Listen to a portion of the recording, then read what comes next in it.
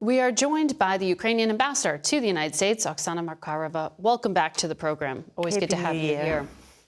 I understand you are just back from visiting your family in Ukraine. Over the holidays, we saw Russia bombed hospitals on Christmas, on New Year's. They were also bombing your country. What is life like during the holiday season? Well, it was very good to be home, you know, when this invasion started in February 24th, until my first trip home in April, and it was right after my hometown was liberated, a couple of days literally before that, I always woke up thinking, is that a bad dream? Like, I always try to, you know, fight with the reality. But, you know, going back always, on the one hand, gives you a good perspective of how horrible it is. And on the other hand, inspires, because you see everyone not giving up. And everyone is, even throughout the holiday seasons, when the bombs are still flying everywhere, the destruction is enormous, people are very focused on winning. People are very focused on helping each other.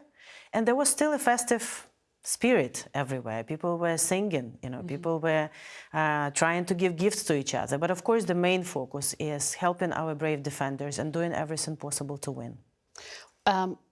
We were just talking with Senator King about this massive package President Biden just signed off on, which also had a sort of increase in the type of weapons and defense items for Ukraine. Why do you need this so immediately? What are you preparing for? Well, first of all, let me take this moment to thank the previous Congress for voting on the legislation and allowing us to have the possibility to have these packages this year for everything that we need, from the financial assistance, but most importantly, security assistance. That was a $45 billion. Yes, yes. And the fact that, you know, we have this support from American people is very valued in Ukraine. So everyone, you know, President, Congress, big thank you. Why do we need more? Because we see that, A, we need to increase the liberation speed of our land. We need to free more people as soon as possible, because we see what happens when they're under occupation. We also do not intend to stop. We do not intend to take operational pauses, which Russia probably needs, because they have problem with their motivation. They have problem with even the rockets. I mean, they have so many of them, but we would like to faster get to peace, which means we have to liberate our territories faster. So whatever we can get, from air defense to all the armored vehicles to everything that you saw in the package, we need even more, because we are facing much larger enemy. So this package of $45 billion from the last Congress should take you through next year, according to some officials, U.S. officials. When President Zelensky was here in Washington on that surprise visit, he did meet with Kevin McCarthy, who is now Speaker of the House. Did you get assurances that U.S. support will continue with Republicans in control? We are fighting for the same values and for the same principles. We are fighting against the evil, which is a threat not only to Ukraine, it's an existential threat for us, but it's a threat to everyone who believes in democracy. And I can say that our meetings during the president's visit here, both with president, administration, but also with all leaders in Senate and House of Representatives on a very strong bipartisan basis, have been very constructive and very productive. I believe American people support us and will support us until we together can win this. When the president was here, President Zelensky was here, he said financial assistance is not charity, it's an investment, and he said Ukraine will be responsible with it. But given the concerns about corruption over the years past, how do you respond when you were asked that question of how do you guarantee every dollar being given to Ukraine is going to defense and not to, you know, embezzlement or something else? I can only quote Senator King, who was just here.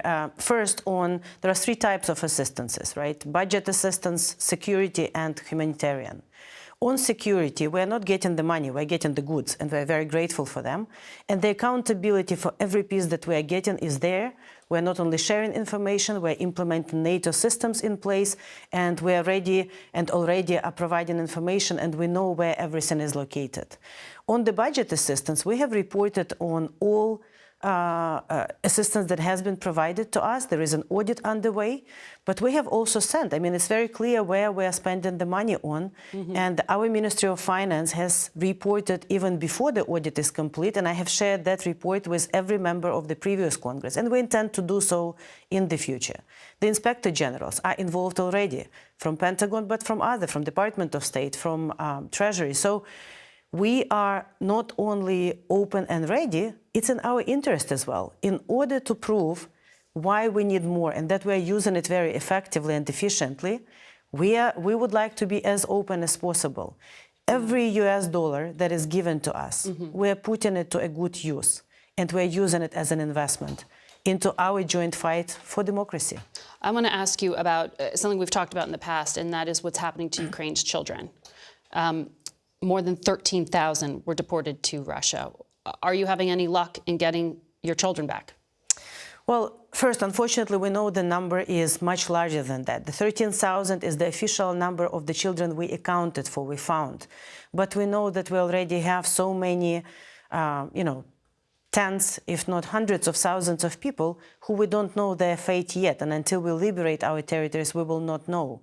Out of this 13,000, the Vice Prime Minister already informed that 212 have been returned. 212 is, of course, a small number, even though, unlike Russians, every child and every life is very precious to us. So we're so happy that this 112 are home, but we will not get tired and we will not stop until all of them are back home. That's why we need more weapons to liberate our territories and people. Ambassador, we'll continue to follow the story and talk to you. Thank you.